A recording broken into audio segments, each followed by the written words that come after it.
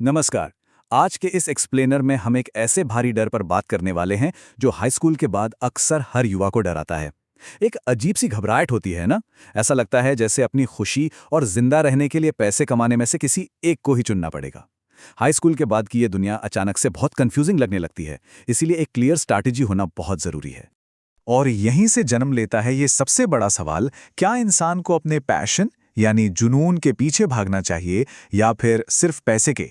सच कहें तो high school और एक अनजाने भविष्य के बीच खड़े युवाओं के लिए ये उनकी जिंदगी का पहला सबसे बड़ा आइडेंटिटी क्राइसिस होता है। उस वक्त ऐसा लगता है जैसे यहाँ लिया गया एक फैसला पूरी जिंदगी तय कर देगा। असल में हमारा समाज अक्सर युवाओं के सामने दो बहुत ही एक्सट्रीम और डरावने विकल्प रख देता है। एक तरफ कहा जाता है कि अपने जुनून के पीछे भागो, जिसका मतलब अक्सर ये मान लिया जाता है कि जिंदगी भर खाली जेब घूमना पड़ेगा। और दूसरी तरफ है पैसे के पीछे भागना, यानी एक ऐसी नौकरी करना जो इंसान को अंदर से खाली कर दे, उसकी आत्मा को ही कुचल दे। सच में दोनों ही रास्ते काफी खौफनाक लगते हैं। भाग 1, जुनून ढूंढने का मिथक। चलिए, सबसे पहले तो इस घिसे पिटे मिथक को पूरी तरह से तोड़ते हैं कि पैशन कोई छुपा हुआ खजाना है जो बस कहीं पड़ा मिलेगा और हमें उसे ढूंढना है। अक्सर लोगों को लगता है कि एक दिन अचानक कोई जादू होगा और उन्हें अपना पैशन मिल जाएगा, लेकिन हकीकत में ये सोच सिर्फ तनाव बढ़ाती है। जो लोग इस जादुई पल का इंतजार करते हैं वे बस इंतजार ही करते रह जाते हैं। तो यहाँ एक बहुत ही कड़वा लेकिन सच्चा रियल टॉक इनसाइट है। जुनून कहीं पड़ा हुआ नहीं मिलता, बल्कि इसे पैदा किया जाता है। बिल्कुल सही सुना। किसी भी काम में जुनून तब आता है जब उसमें लगातार समय और मेहनत लगाई जाए और धीरे धीरे उसमें महारत हासिल की जाए। ये कोई ऐसी चीज नहीं है जो किस्मत के भरोसे रातों रात मिल जाए। भाग 2, सरलीकृत इकिगाई का परिचय।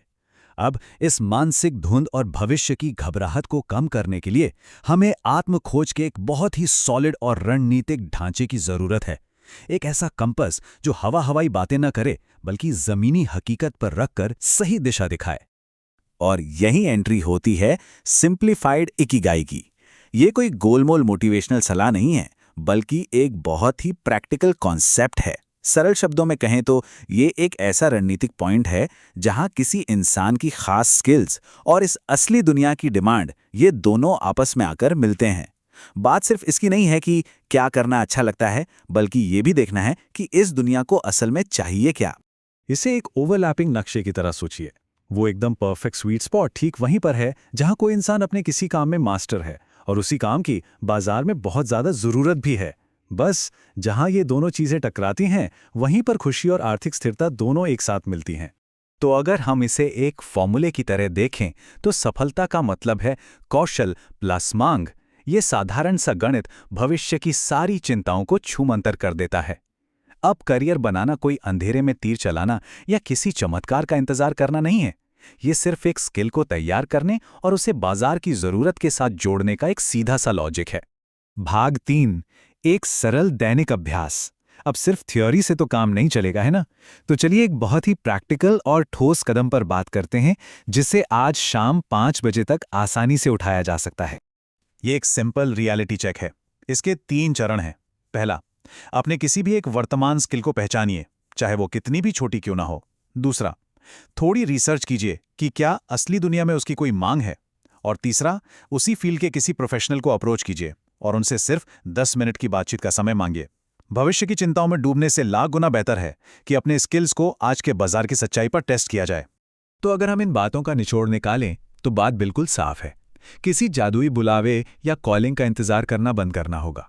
आज ही अपनी स्किल्स को डेवलप करने पर फोकस करें।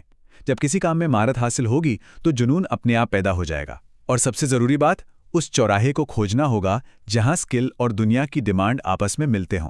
इस तरह कंफ्यूजन से बाहर निकलकर एक क्लियर एक्शन लिया जा सकता है। भाग 4, गलत चुनाव करने का डर।